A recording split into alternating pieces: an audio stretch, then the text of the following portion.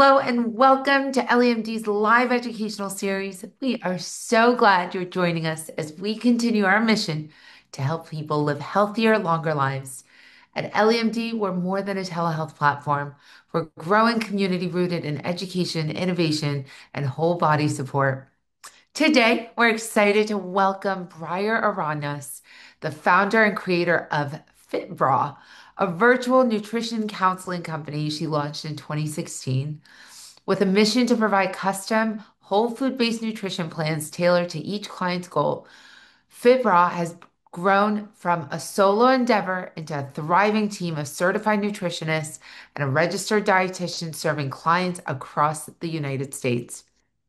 As a certified nutrition coach through NASM with specialized credentials in weight management, sports and fitness nutrition, and wellness coaching, Briar brings over a decade of experience helping thousands of clients achieve lasting results. She's built her business on accountability, real life strategies, and sustainable education, creating a reputation of trust and results. Beyond her professional work, Briar is a proud veteran wife and mom of two, balancing family life and entrepreneurship with passion and purpose.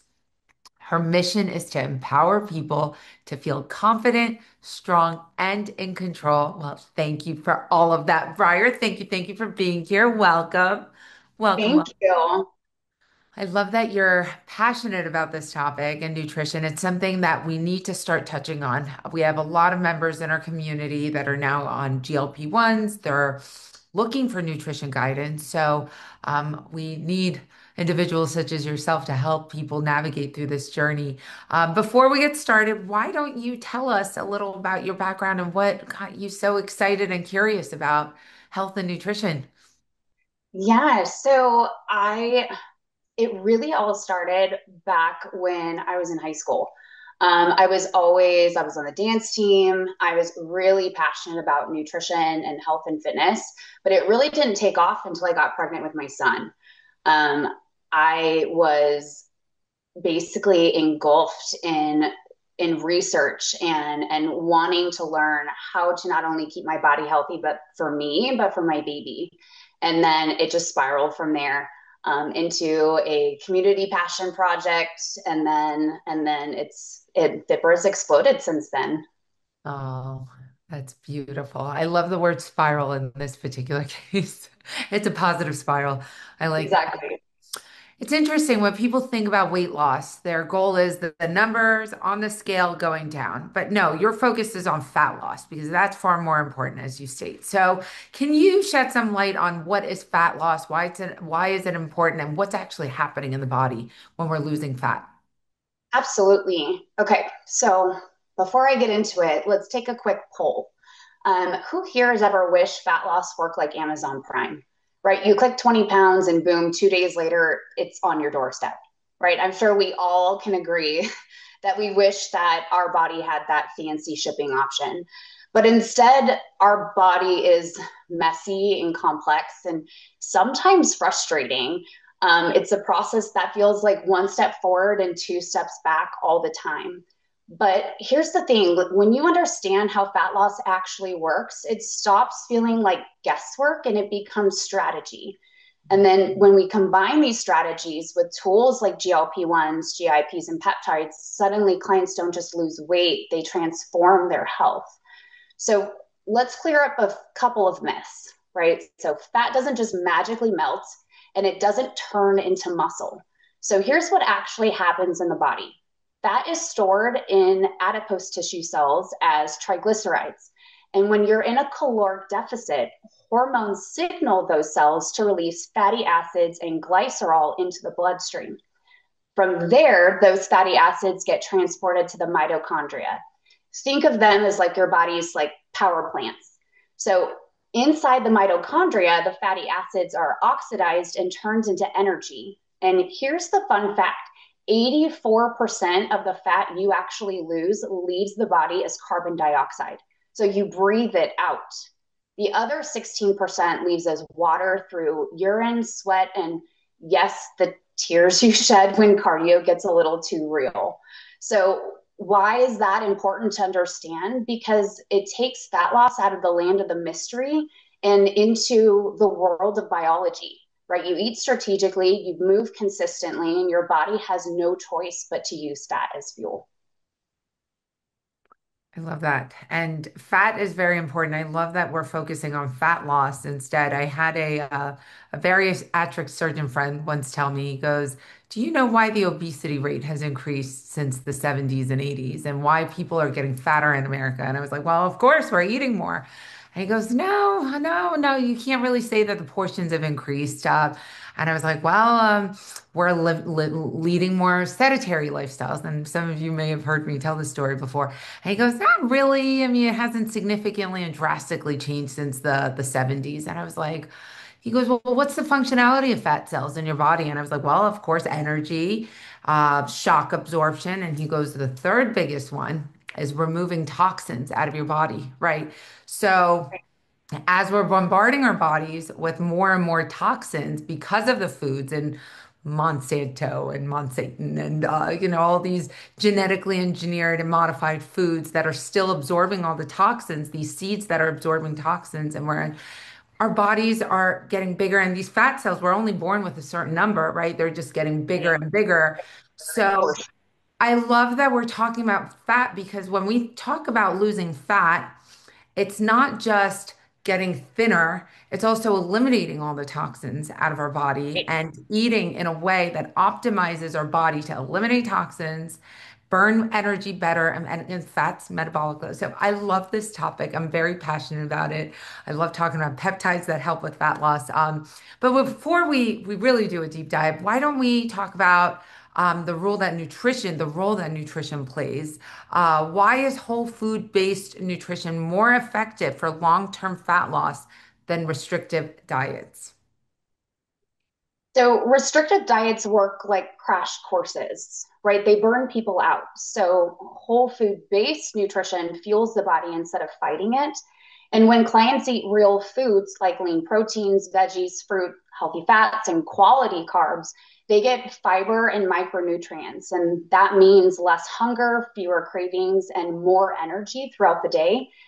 Restrictive diets usually end with somebody raiding the pantry at midnight. Whole foods build habits people can sustain for life. Okay, so when you talk whole foods, talk to me. What do you Yeah. consider whole foods versus not whole foods? So, like, we're talking, oats, quinoa, rice, chicken, beef, um, things that are not necessarily not genetically engineered and contain a bunch of processed ingredients. So your vegetables, your fruits, and yeah, lots of lean protein. Protein is definitely key. That's good to know, especially as an ex-fat girl who was at 235 pounds. I was taught that carbohydrates are bad, eating food is bad, but now I'm realizing no, you actually have to nourish your body if you want to lose the weight and want to Exactly. burn fat. Um, so with that, actually, let's talk about what role timing your meal plays in fat loss. Can you talk to us about that, like intermittent fasting and all sorts of things, timing your meals? Yeah. So I actually love this question. So, for most people, meal timing matters a lot less than they think. The real driver of fat loss is being in a caloric deficit, period. That said, when you eat your carbs can make a big difference. Carbs around workouts are ideal because they're what we call protein sparing. That means your body can use carbs as immediate fuel, which helps protect muscle tissue from being broken down for energy. Since muscle is your metabolic engine, sparing it is key during a fat loss phase. Carbs pre workout improve performance, and carbs post workout help with recovery and glycogen replenishment. Now, about intermittent fasting, it's not magic. The reason it works is, for some people, is it simply just shortens the eating window, which often makes it easier to eat fewer calories without thinking too hard about it. For some clients, that structure is freeing, but for others, it does feel like punishment. So skipping breakfast doesn't suddenly turn you into a fat burning machine. It actually just makes you someone who's cranky until lunch. Where fasting does get interesting is in extended fasts. So 24 hours or more. That's where we start to see benefits like deeper autophagy, like cellular cleanup, improvements in insulin sensitivity and gut rest. But those benefits aren't about daily fat loss, they're more about long term metabolic health. So, meal timing and fasting are tools in the toolbox, but they're not the hammer that gets the nail, in the actual box itself. The foundation is always consistent nutrition, a caloric deficit, and protecting lean muscle. Okay, so I've heard this, and I don't know if anyone's read Tim Ferriss's 4 Hour Body. I love the slow carb diet, and he talks about um, his or clients or individuals who eat first thing in the morning have and higher protein, fatty containing foods lose more weight in the long run. What is your opinion of that? Of Yeah, eating? I think first thing in the morning, we need to give our body that energy. We've already fasted for 8 hours for sleeping, right? So being able to provide your body a healthy source of protein and fat first thing in the morning helps to sustain your body for longer for during the day, right? Carbohydrates, our body is not, our cells are not made up of carbs, but our cells do contain protein and fats. So we need to be able to provide those nutrients to our body. I do think very first thing in the morning, whether it's, 15 to 30 grams, depending on if you are somebody who is active or not, starting the day off with about 15 to 30 grams of protein and then paired with a healthy fat is definitely necessary. Okay, so what's one simple thing that we can do to make our progress go faster? If we're trying to lose fat, not weight, if we're trying to lose and optimize for fat, what's something that we can do to optimize or increase our progress? So one of the simplest shifts anyone can make is count ingredients, not just calories. So, like you were talking about earlier, for decades, the food industry has trained us, sorry, um, and we've been obsessing over calories for decades. And that was a really brilliant move on the marketing part of the food industry because while everyone was watching the calorie numbers, the companies quietly shifted from whole recognizable ingredients to chemicals and additives. And like you said before, those are packed full of chemicals, right? Those are toxins that our body actually holds on to. And so these chemicals don't just quietly sit in our body. They spark hunger, they drive inflammation, they mess with hormones, they make it harder to actually stop eating. Have you ever wondered why you can polish off a whole bag of chips, but struggle to overeat chicken and broccoli? That's actually by design. So the rule is simple. If you can't pronounce it, if you can't, if you wouldn't stock it in your own kitchen, if it sounds like it belongs in a chemistry set, it doesn't belong in your daily diet. And when you shift back to eating whole, recognizable foods, hunger goes down, energy goes up, and fat loss becomes a lot easier without feeling like you're in a constant battle with willpower. So, whole recognizable ingredients paired with timing your carbohydrates. So, timing those carbs, either if you're a very sedentary person, have them in the beginning of the day because that's when your body is going to need that energy versus, having them towards the end of the day, right? When our body is kind of in that storage mode for going to bed. So those carbs are going to serve you better at the beginning, or again, bookend around your workout. So pre-workout, post-workout, versus sitting on the couch binging Netflix and digging into, overeating cookies or a bag of chips or not paying attention to how much popcorn we're eating. What is your recommendation on daily carbohydrate? How many grams of carbohydrates and protein and fiber? What is your daily recommendation? So generally for women, it's around 30 to 35 grams of fiber every single day. For men, they can stand a little bit more, around 35 to 40 grams of fiber. As far as for protein, for weight loss, or if your goal is to lose weight, it's anywhere from zero point 0.8 to 1.2 grams of protein per goal body weight.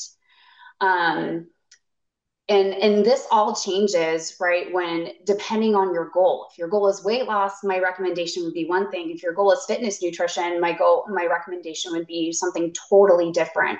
As far as grams of carbs, that one is probably the hardest to answer because it does depend on your activity level. Sometimes it also depends on medications. If you're on like hard medications like neurotropic drugs, sometimes you do need a little more heavier carbs or more carbs in your system to be able to for your body to process those meds. But you know, a safe recommendation as far as with carbs would, you know, probably be anywhere from, oh gosh, this one's a hard one just because, again, it really depends. If your goal is weight loss, I would say maybe 100 to 150 grams of carbs per day. But remember, carbohydrates is not just complex carbs like your grains. It's also your vegetables and your fruits as well. Those are in the carbohydrate, you know, macronutrient category. If your goal is performance or fitness nutrition, you're actually going to be getting a lot more carbs because your body is going to need that for energy. Wonderful. Thank you for that information. So now shifting beyond nutrition and food, let's talk about lifestyle habits. What are some typical lifestyle habits that are overlooked when it comes to fat loss? Yeah. So most people only focus on food and workouts, but the real secret weapons are hydration, NEAT, and recovery. So staying hydrated flushes out water retention. NEAT is an acronym that stands for non-exercise activity thermogenesis. So this us taking steps, fidgeting, standing, walking after meals, or talking with your hands during an education series, right? All of these actually burn more calories than the gym workouts that we typically do. And then, of course, recovery, sleep and rest. That's where our body actually adapts, and without it, fat stalls or fat loss stalls. And are there exercises or anything that we can do to optimize for fat loss? Is it cardio? Is it muscle? Is it resistance? What do you recommend? Resistance training. So any type of resistance training, it doesn't even have to be you know, heavy lifting weights. You could use resistance band. You can use your body weight. You know, something like Pilates or yoga. That, you know, definitely utilizes, you know, our core strength and our full body weight. But resistance training is going to get you so much further than cardio. People put so much emphasis on cardio, but it definitely helps to, you know, burns calories, but it's not going to help change your entire body composition. Putting too much emphasis on cardio can help with weight loss, but a lot of the times, if we're not prioritizing building muscle mass, then yeah, you'll lose weight, but oftentimes you'll get a softer looking version of the same body where, you know, we want to make sure that we are protecting our muscle mass.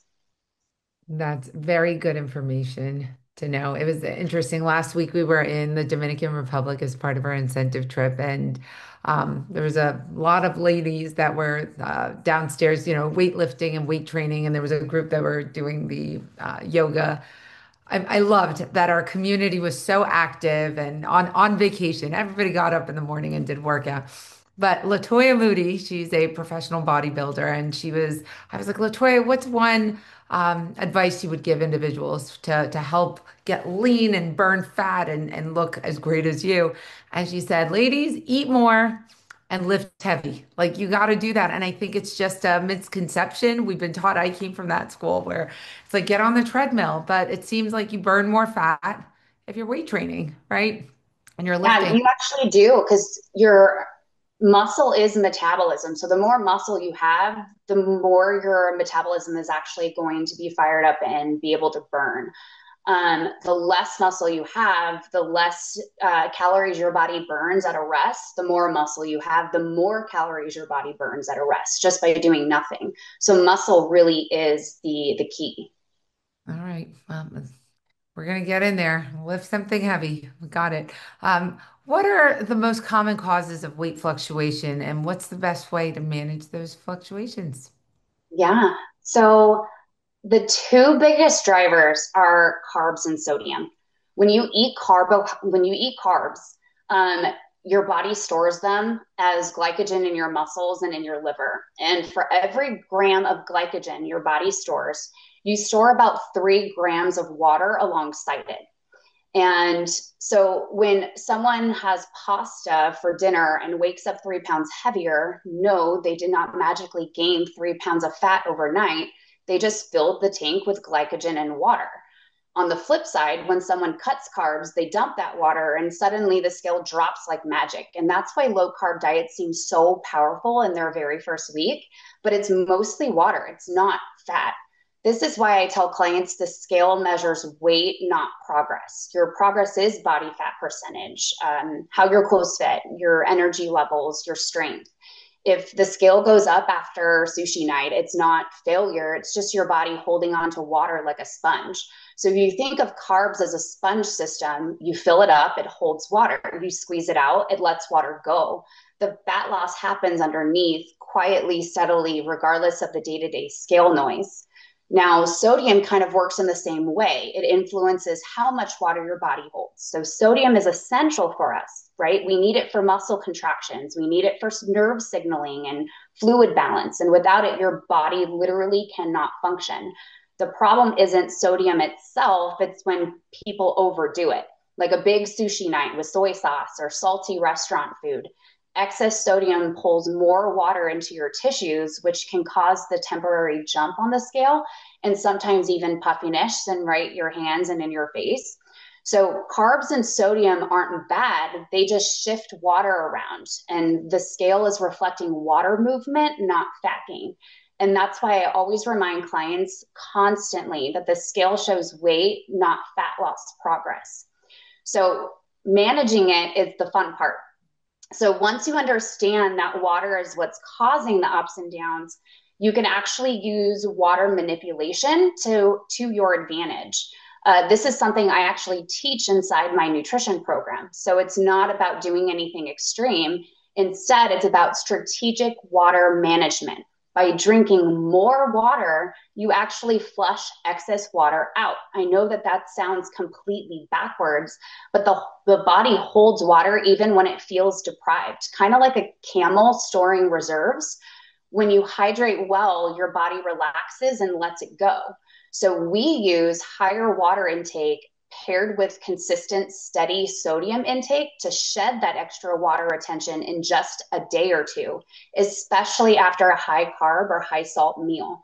So if a client wakes up on Monday panicking because the scale is up after a weekend out, we don't freak out. We simply reset, hydrate in what I call the water pyramid. And by Wednesday, the scale usually corrects itself. It's not magic, it's actually physiology. And when clients see how quickly water weight can be managed, it takes away the fear of daily fluctuations and helps keep them focused on the true fat loss progress that's happening underneath. Yeah, that's a struggle of mine. I sit here behind this desk from like 6, 7 in the morning sometimes until it's 4:30 my time, so 6 p.m. and I don't get enough water in. Who here struggles with that? Say I, me. Yeah. Um, yeah, I don't know if you have any hacks or tips. I used to have this water bottle. It was called a hydrate water bottle that would bizz and beep and light up to remind me to drink water. Yeah. But gosh, I struggle with So it. when my biggest hack with that, and I actually do this myself because like you on, my busiest days where I'm meeting with all of my nutrition clients, I'll start at 7 o'clock in the morning and I won't stop until 7 o'clock at night. And I'm on back to back meetings and constantly talking. So I play a drinking game with myself. So every time I say the word water or my client says the word water, I have to take a sip. And I actually have a lot of my clients do this too. So I have one that's a principal. And I was like, play it with your office. Anytime somebody says the word student, take a drink. And so they started doing that and it got their water up. So if there's something in in your daily life or a word that is constantly said around your office or your house, that play the game. It's always a good idea too to kind of pair together food and water. So if you're sitting down and eating, make sure that you have a full glass of water there and have the goal of finishing the water, before you're done eating. Yeah, I agree. Well, I'm afraid of using the restroom. Like, God forbid I'm on a call. I've had all the water and I have to get, but I can do better. So speaking of camel, I have to, that's one area I'm going to focus on next week and the rest of this week. Um, I also know there's a lot of people on peptides here, and peptides cause water retention or your ability to be able to sense hydration. Like when you're on GLP-1s, you have to remind yourself to drink water. You forget a lot of Yeah. time. Can you speak to that? People who are on peptides or GLPs, and whether it's for fat loss or hydration, or do you have any advice around that specifically? Yeah. So it does disrupt like our thirst cues, but water is essential for life, right? So we can only live 3 days without water, but we can go so much longer without food. And like majority of our body is actually made up of water, right? Our organs, our blood, everything actually needs it. And so it is so important, not just for fat loss, not just for flushing toxins out of your body, but just to make sure all of your organs are functioning correctly. It is one of those things that you have to prioritize. And, so if you're having trouble remembering to drink water or just to get it in, set a timer, set a reminder, set an alarm or, set an alarm for yourself to go off every hour. I know that that's annoying, but eventually you will kind of get used to it. And hopefully you'll start to remember to actually get that in. Because a lot of the peptides, for example, like glutathione, that is actually used to help flush out toxicity. Um, you're going to your body still needs water in order to be able to process that. Now, taking all this in, what daily non-negotiables do you recommend to keep fat loss sustainable?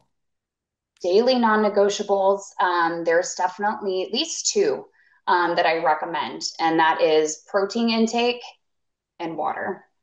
Um, And then I guess sleep as well. So 7 to 8 hours of sleep every single night is definitely something that needs to be a non-negotiable as well. So protein intake, making sure that you're keeping that up, keeping your hydration up, drinking lots of water, and then sleep.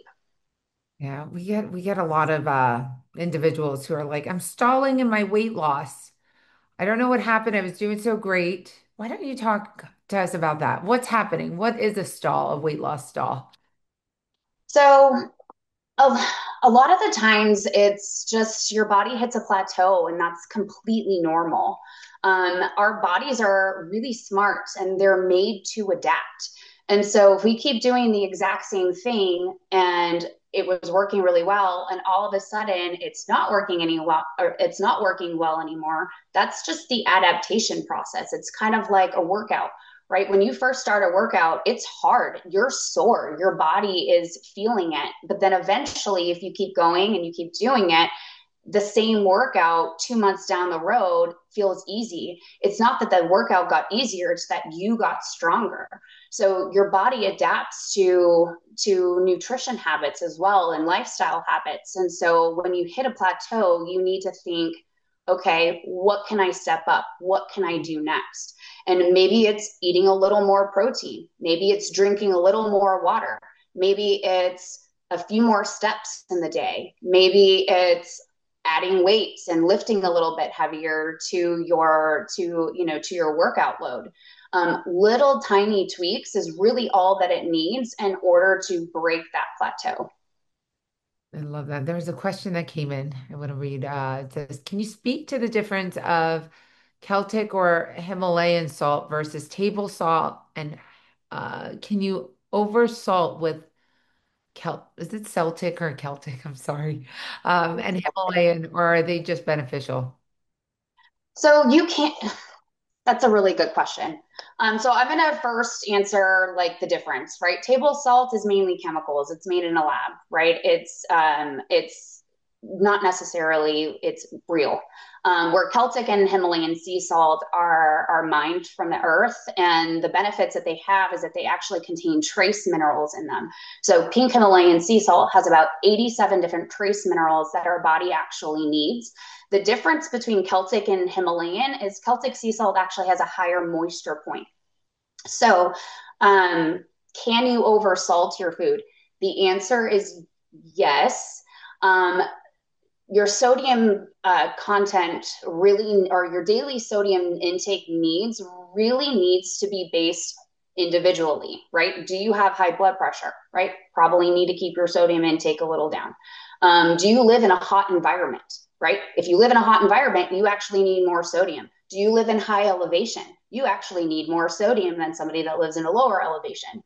So the salt needs are based on each individual. However, once you start getting in the exact same amount of sodium every single day, your body gets used to it.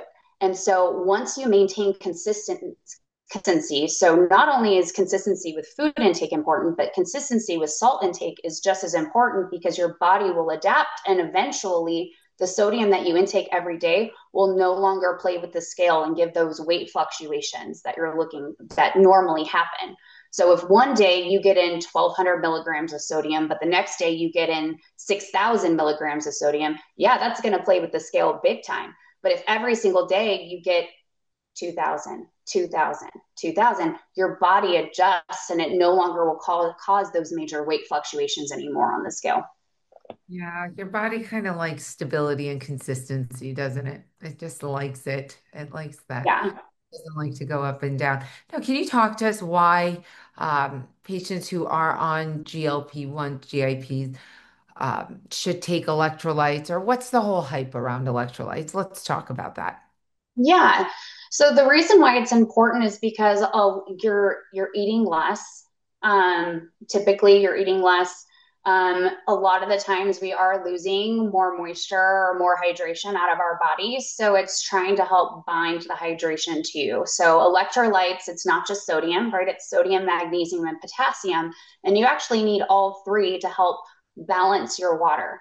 So sodium helps, like I talked about before, it binds hydration to you, where potassium actually helps with the keeping that water balanced. So electrolytes are necessary for everybody, whether you're on a GLP-1 or not. You really should make sure that you're getting in adequate amounts of electrolytes and your trace minerals every single day. But essentially, it's just with a lower food intake and potentially extra water loss, especially wrapped around loss in potassium. Because when you lose weight, a lot of the times, like we talked about before, a lot of it is water weight at first. And when you lose a lot of water weight, your body flushes out a lot of potassium that goes with it. And so, in order to keep you feeling good and healthy, our blood needs these, for like muscle contractions, for nerve signaling. So it's really important that we make sure that we get these in, especially when we have a lower caloric intake. Are there signs or symptoms of electrolyte fluctuations? Do you get cramps Mm-hmm. more often? Are you more foggy brained? What are the symptoms All around? of the above. So you can get leg cramps, you can get, like side cramps, you can get foggy brained. One of the main things that we see is postural hypotension. So getting dizzy and lightheaded going from a sit to a stand or a stand to a sit.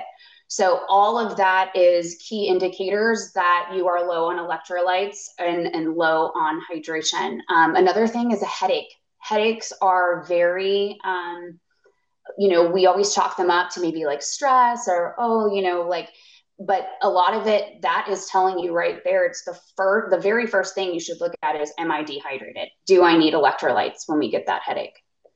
And one of the things that I tell my clients to do whenever they kind of feel this way is take a quarter teaspoon of pink Himalayan sea salt, put it in a shot glass of water, fill it up with water, mix it around, and take a saltwater shot. Typically, their headache and all of these symptoms will subside within 5 minutes or less.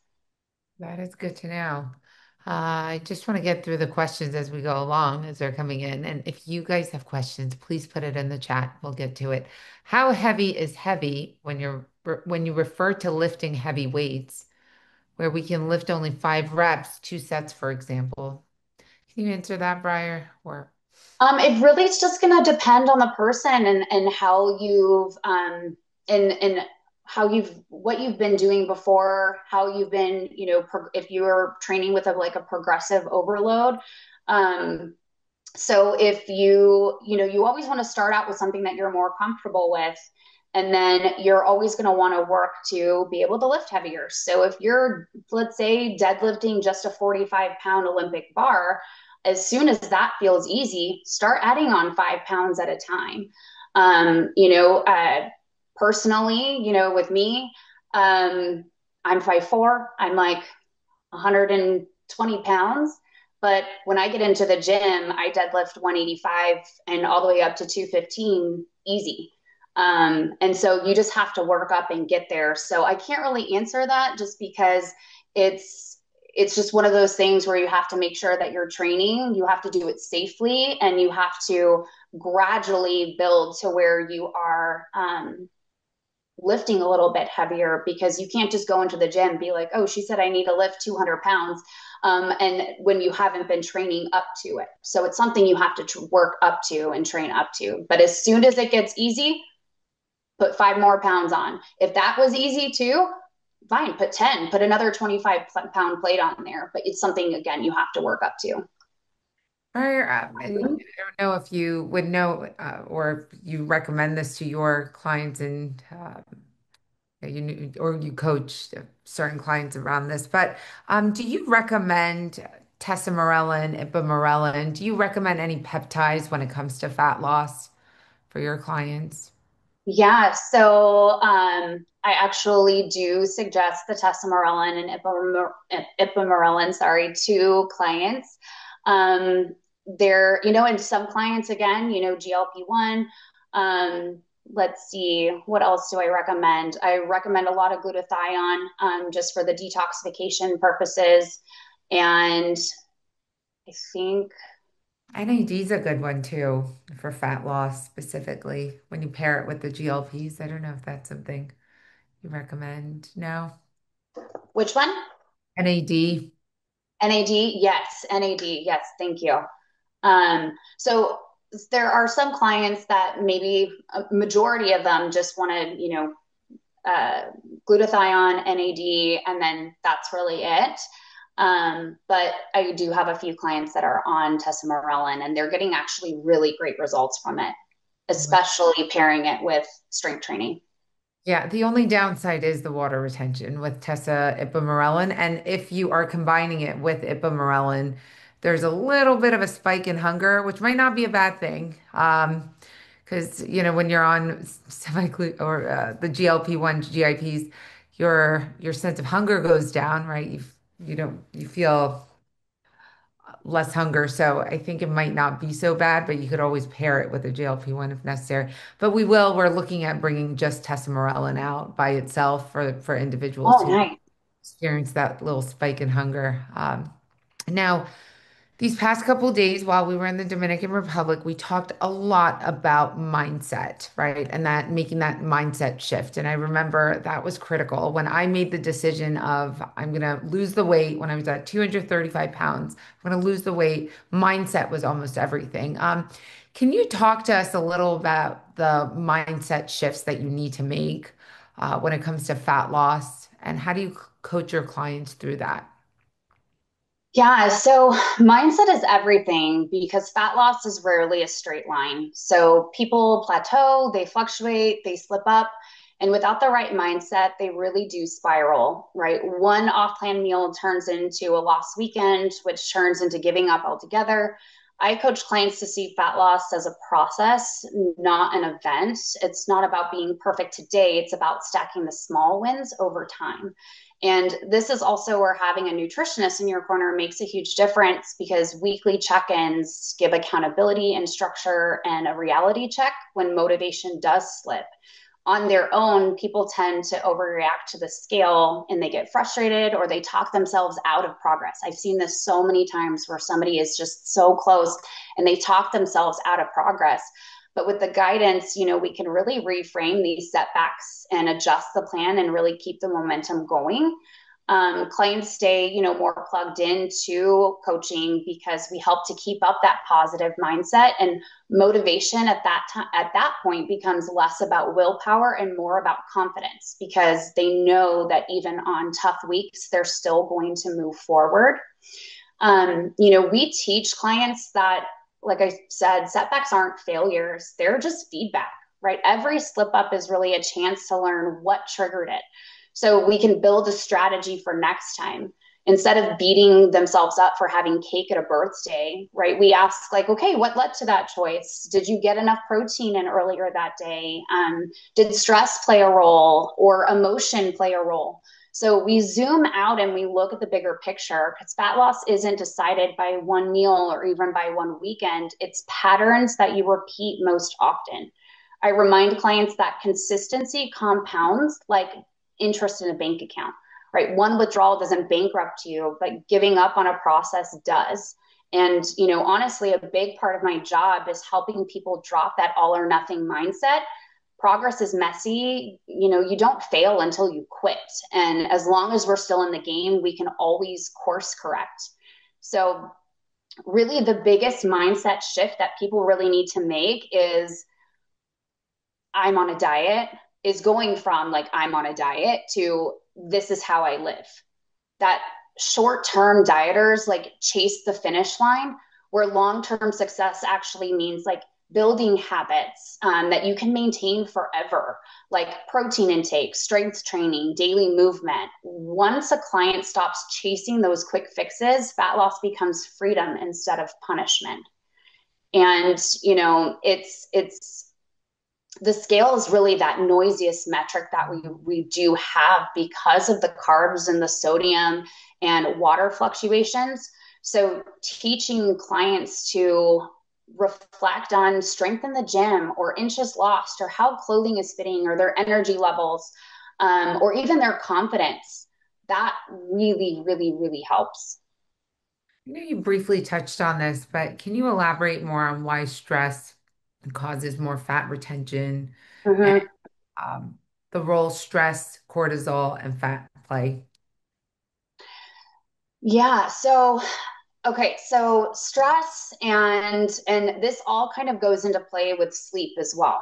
So one single night of bad sleep will increase your ghrelin, and it'll also decrease your leptin. So ghrelin is the hunger hormone, and leptin is the hormone that signals to your body that you're full. So once you spike ghrelin and you decrease your leptin, you wake up the next morning and everything kind of feels like a snack, right? You just want to kind of eat everything in sight. Now, when you get a bad sleep, that also puts your body under stress, right? And that's even more stress from day-to-day life, whether you have kids or a spouse or work, and the traffic jam that you get stuck in, trying to get from one place to another. So all of those combined, right? Hunger is up, your hunger or your fullness cues are down. Now we add cortisol into the mix, and cortisol is just a fat store. Once those cortisol levels go up, your body is in fat storage mode, and especially around the belly. That's where cortisol likes to put all of its fun little gifts that it likes to leave us. And so it all plays such a huge role. And a lot of people, they think, oh my gosh, like I messed up, or my meal plan's not working, or my efforts are no longer working. And when really maybe behind the scenes, their sleep and their stress routines are kind of undermining their progress in a way. But all of those play such a big factor. Mm. Now, once fat loss goals are reached, what strategies help ensure people maintain results for the long term? Yeah. So shifting your mindset from dieting to lifestyle, um, which can definitely take time. In my program, we actually walk our clients through what we call the reverse dieting process. So we slowly increase calories back up to maintenance while keeping protein intake high and strength training consistent. And this actually restores energy and supports metabolism and gives the body permission to stabilize at this new weight. So, one of the biggest mistakes people actually make is continuing to eat like they're in a caloric deficit after they've already hit their goal. That might sound like you're disciplined, but in the long term, it can actually backfire on you. Keeping your body in a deficit for too long can slow your metabolism. It disrupts your hormones. It can make it harder to maintain your results. So, we need to we need to focus on getting out of that mindset of, okay, I'm on a diet, to, okay, I've reached my goal. Now what's next? Because there has to be something after that diet. You have to get yourself back up to maintenance calories because your body can't survive and eat like that forever. Most importantly, we really focus on identity with clients. So we help them stop saying, I'm trying to lose weight, and start saying, I'm a healthy person now. And that mindset shift locks results in for life. So keeping your protein up, keeping your strength training, keeping water a priority, sleeping, knowing that it's okay to take a rest day off from the gym. So many people think that they have to hit the gym every single day. You don't. Your body actually recovers and your muscles grow and repair when you rest. So every single time you go and you work out, you're basically tearing and ripping your muscle fibers. So after a workout, picture a plate of ground beef, right? Uncooked ground beef. It's just kind of crumbly, right? That's what your muscles look like after a workout. Now, if you give your body a couple of days, and you actually you get in plenty of protein, those amino acids are going to actually repair those muscles. Now, a few days later, after you've worked out, now your muscle actually looks like a nice prime steak, right? So rest is super, super important. So that mindset shift, getting your calories back up to a maintenance, or maybe you completely shift. Okay, now I lost the weight. Now I want to actually build muscle and work towards fitness nutrition because that's totally different than weight loss nutrition. So, hydration, sleep, all of those are things that need to be done just to maintain. And it's not just to maintain fat loss or to maintain the goal, but that's a pretty good life right there. That's going to lead to longevity, which is what we all want, right? We just don't want to be skinny. We want to feel better and we want to live longer. We want to see our kids grow up and we want to see our grandkids get married. And we don't want to be the youngest person in the nursing home. We want to actually maintain our independence. And all of these things are going to give that independence back to you, and you can maintain it for longer. Oh, I love that. Thank you. Thank you for bringing it full circle. Thank you. Thank you. Before we wrap up, are there any last words? And if anyone wants to find you, where can they find you? Yeah, so I think Brenda is going to link my website down below. But I can also send my contact information here in the chat. But my personal number, if you would like to write this down, is 209 675 5053. Yes, that is a California number. I am now living in Texas, but I am originally from California. So again, that was 209 675 5053. Or you can also email me at fitbra@gmail.com. So that's FITTBRA@gmail.com. No, it is not a sports bra company. BRA is just my initials. Well, thank you for elaborating. Well, Thank you all so much. Briar, thank you for this educational series and being on and educating our community. This is what makes us so powerful. It's having these conversations and bringing the community together once a week. So thank you for being part of our story and this journey. And thank you, every single one of you, for tuning in and listening. Thank you so much. Have a wonderful evening, everyone. Take care.